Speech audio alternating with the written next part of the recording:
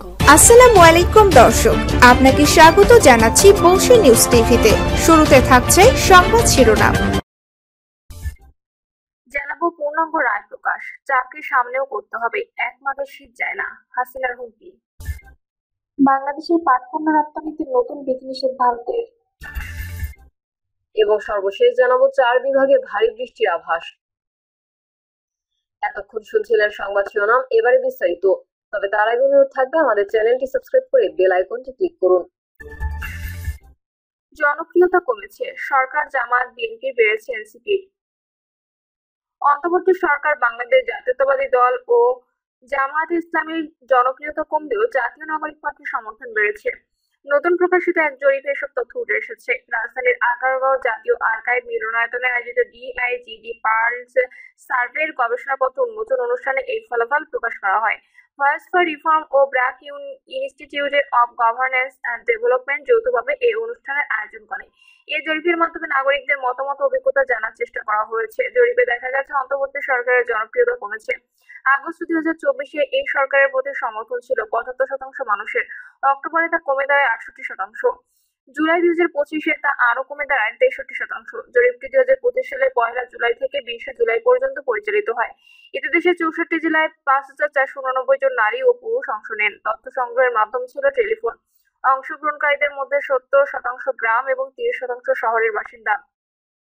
নারী 47%, পুরুষ 53%। আপনি কাকে ভোট দেবেন, এই প্রশ্নে বড় পরিবর্তন দেখা যায়। 2024 সালের অক্টোবরে বিএনপিকে ভোট দেওয়ার কথা বলেছিল 16.3% মানুষ। জুলাই 2025-এ তা কমে দাঁড়ায় 12%। জামাতের সমর্থনও কমে 11.3% থেকে 10.4% দাঁড়িয়েছে। জাতীয় নাগরিক পার্টি 2% থেকে বেড়ে 2.8% উঠেছে। জাতীয় পার্টি, ইসলামী দল ও অন্যান্য দলের জনপ্রিয়তা কমেছে। সবচেয়ে বেশি মানুষ এখনো সিদ্ধান্ত নেয়নি, 48.5%। আগের জরিপে এটি ছিল 37.6%। ভোট না দেওয়ার কথা বলেছে 1.7%। কেউ নাম বলেনি 14.4%। 17% মানুষ মনে করে নির্বাচন সুষ্ঠু হবে। 51% মানুষ চায় আগে সংস্কার হোক। 32% মানুষ চায় নির্বাচন 2025 সালের ডিসেম্বর মাসের মধ্যে হোক। আপনার এলাকায় কে জিতবে প্রশ্ন 38% উত্তরদাতা বলেছে বিএনপি, 13% জামায়াত, 7% আওয়ামী লীগ, 1% এনসিপি। 29% জানে না, 9% উত্তর দেয়নি। অনুষ্ঠানে মূল প্রবন্ধ উপস্থাপন করেন বিআইজিডির ফেলো সৈয়দা সেলিনা আজিজ। তিনি বলেন, বর্তমানে সমস্যার ধরন বহুমাত্রিক। এই সমস্যার অর্থনীতির একতরফা প্রভাব কমেছে। বাংলাদেশের পাটপণ্য রপ্তানিতে নতুন বিধিনিষেধ ভারতের। বাংলাদেশের পাটপণ্য রপ্তানিতে নতুন বিধিনিষেধ দিয়েছে ভারত সরকার। এর আওতায় এখন বাংলাদেশ থেকে 4 ধরনের পাটপণ্য স্থলবন্দর দিয়ে আমদানি করতে পারবেন না ভারতের ব্যবসায়ীরা। ভারতের বাণিজ্য ও শিল্প মন্ত্রণালয়ের বৈদেশিক বাণিজ্য মহাপরিচালকের কার্যালয় থেকে এ সংক্রান্ত প্রজ্ঞাপন জারি করা হয়েছে। প্রজ্ঞাপন অনুযায়ী বাংলাদেশের যে 4টি পণ্যের উপর ভারত আমদানি বিধিনিষেধ আরোপ করেছে সেগুলো হলো পাট ও পাট জাতীয় পণ্যের কাপড়, পাটের দড়ি বা রশি, পাট জাতীয় পণ্য দিয়ে তৈরি দড়ি বা রশি এবং পাটের বস্তা বা ব্যাগ। প্রজ্ঞাপনে বলা হয়েছে এই সিদ্ধান্ত তাৎক্ষণিকভাবে কার্যকর করা হয়েছে। নতুন এই বিধিনিষেধের ফলে এসব পণ্য ভারতে রপ্তানি করতে হলে সমুদ্রপথে মুম্বাইয়ের নভসেবা বন্দর দিয়ে এসব পণ্য পাঠাতে হবে। র্যাব বিলুপ্তি নিয়ে চিন্তা করছি না, এটি সরকার দেখবে, বলছেন ডিজি। র্যাব মহাপরিচালক AKM শহীদুর রহমান বলেছেন, আমরা এই মুহূর্তে আইন শৃঙ্খলা পরিস্থিতি নিয়ন্ত্রণ নিয়ে কাজ করছি। র্যাব বিলুপ্ত হবে কিনা এই নিয়ে চিন্তা ভাবনা করছি না, এটি সরকার দেখবে। বিভিন্ন মহলে র্যাব বিলুপ্তি নিয়ে আলোচনা চলছে। এই নিয়ে কি ভাবছেন জানতে চাইলে র্যাব ডিজি বলেন, আমরা এই মুহূর্তে ব্যস্ত আছি কিভাবে আইন শৃঙ্খলা পরিস্থিতি নিয়ন্ত্রণে রাখবো, কিভাবে অপরাধ দমন করব, কিভাবে সাধারণ মানুষকে একটু স্বস্তিতে চলাফেরা করার সুযোগ দেব, যেন তারা ছিনতাইয়ের সম্মুখীন না হয়, চাঁদাবাজের সম্মুখীন না হয়, দস্যুতার সম্মুখীন না হয়, কোনো অপহরণ না ঘটে। তিনি বলেন, এই অপরাধগুলো নিয়ন্ত্রণে আনতে আমরা কাজ করছি। এই অপরাধীদের গ্রেফতার করার জন্য আমরা সবচেয়ে বেশি চিন্তা ভাবনা করছি। সুতরাং র্যাব বিলুপ্তি হবে কি হবে না এ নিয়ে এই মুহূর্তে আমরা কোনো চিন্তা ভাবনা করছি না, এটা সরকার দেখবে। আরেক প্রশ্নের জবাবে তিনি বলেন, সামনের নির্বাচনের জন্য সরকার আমাদের যে দায়িত্ব দেবে বা নির্বাচন কমিশন আমাদের যে দায়িত্ব দেবে সেই দায়িত্ব পালন করতে আমরা সম্পূর্ণ প্রস্তুত। আপনারা 5 আগস্টের পরে এই পর্যন্ত দেখেছেন যে র্যাব কিভাবে কাজ করছে। পূর্ণাঙ্গ রায় প্রকাশ, চাকরি সামনেও করতে হবে, এক মাঘে শীত যায় না, হাসিনার হুমকি। শেখ হাসিনাকে 6 মাসের বিনাশ্রম কারাদণ্ড দিয়েছে আন্তর্জাতিক অপরাধ ট্রাইব্যুনাল। বিচারপতি মোহাম্মদ গোলাম মর্তুজা মজুমদারের নেতৃত্বে 3 সদস্যের ট্রাইব্যুনাল 2 জুলাই এই মামলার রায় ঘোষণা করেন। ট্রাইব্যুনালের অপর দুই সদস্য হলেন বিচারপতি মোহাম্মদ শফিউল আলম মাহমুদ ও বিচারক মোহাম্মদ মহিতুল হক ইনাম চৌধুরী। রায়ের পূর্ণাঙ্গ কপি রোববার প্রকাশ করে প্রসিকিউশন। শেখ হাসিনার পাশাপাশি এই মামলায় গাইবান্ধা গোবিন্দগঞ্জের আওয়ামী লীগ নেতা শাকিল আকন্দ বুলবুলকেও 2 মাসের বিনাশ্রম কারাদণ্ড দেওয়া হয়েছে। শেখ হাসিনা ও বুলবুলের কথোপকথনের একটি অডিও গত বছরের অক্টোবরে ভার্চুয়াল জগতে ছড়িয়ে পড়ে। ওই অডিও সিআইডির ফরেনসিক ল্যাবে পরীক্ষা করা হয়। পরীক্ষায় নিশ্চিত হওয়া যায় দুজনের কথোপকথন কৃত্রিম বুদ্ধিমত্তা দিয়ে তৈরি নয়। পূর্ণাঙ্গ রায়ে শেখ হাসিনা ও বুলবুলের কথোপকথন তুলে ধরা হয়েছে। এর এক জায়গায় শেখ হাসিনা বলেন, ওইসব তালিকা করো আর অফিসারদের বলো আমরা তালিকা পাঠাচ্ছি নেত্রীর কাছে। উনি চাইছেন ভবিষ্যতে কাজে লাগবে।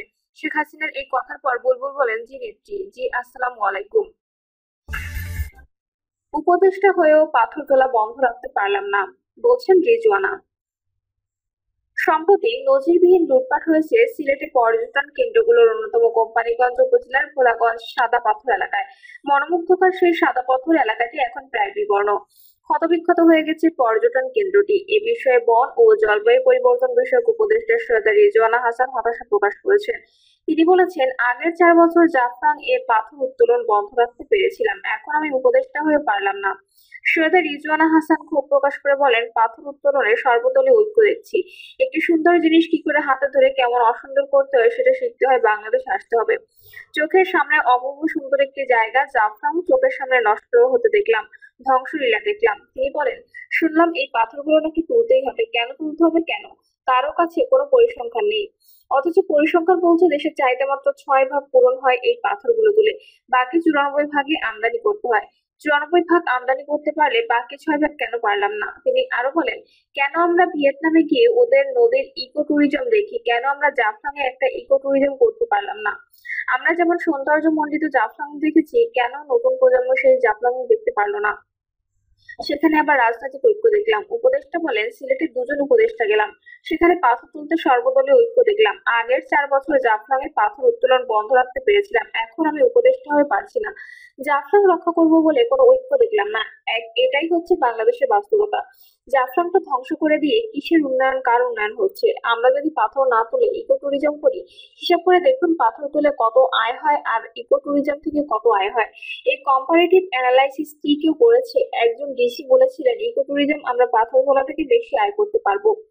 একটা মানুষ সারাদিন পানিতে নেমে পাথর তোলেন, এটাকে আপনার এমপ্লয়মেন্ট বলেন? এটা এক্সপ্লয়মেন্টেশন। এটা একদম clear case of exploitation. Companiganj উপজেলার বাসিন্দাদের অনেকে বলেছেন, গত বছরের 5ই আগস্টের পর থেকে এখানে দিনে ও রাতে লুটপাট চলছে। প্রতি রাতে অন্তত শতাধিক গাড়ি পাথর কোম্পানিগঞ্জ থেকে বের হয়ে যেতে দেখেছেন এলাকাবাসী। এবি পার্টিতে যোগ দেওয়া জামাত নেতা বহিষ্কার। শেরপুরের নালিতাবাড়িতে জামাত ইসলামের নেতা মাওলানা আব্দুল্লাহ বাদশাকে আবার বাংলাদেশ পার্টিতে যোগ দেওয়ার দল থেকে বহিষ্কার করা হচ্ছে। বিজ্ঞপ্তিতে বলা হয়, নালিতাবাড়ি পৌরসভা ও 9 নম্বর ওয়ার্ড সভা